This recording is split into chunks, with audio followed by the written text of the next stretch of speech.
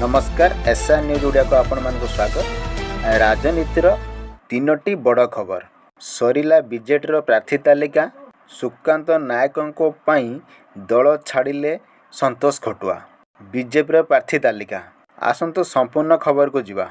प्रार्थी घोषणा कला बीजेडी कोरेई खंडपड़ा और नीलगिरी विधानसभा आसन पर प्रार्थी घोषणा करिछि दल। कोरेईरू संध्याराणी दास, खंडपड़ारू सावित्री प्रधान, नीलगिरी प्रार्थी हेले सुकांत कुमार नायक। सेपटे देवगढ़ विधानसभा प्रार्थी बदलाइले बीजेडी।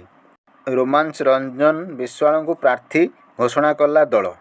खबर नंबर 2 सुकांत नायकों दल छाड़िले संतोष खटुआ।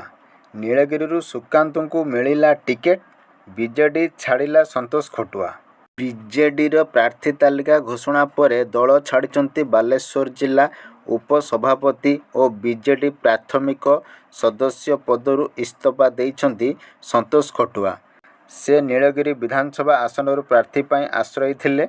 आज बीजेडी नीलगिरी सुकांत कुमार नायकों को प्रार्थी करिछि। बीजेडी प्रार्थी घोषणा पर दल छाड़ी संतोष खटुआ।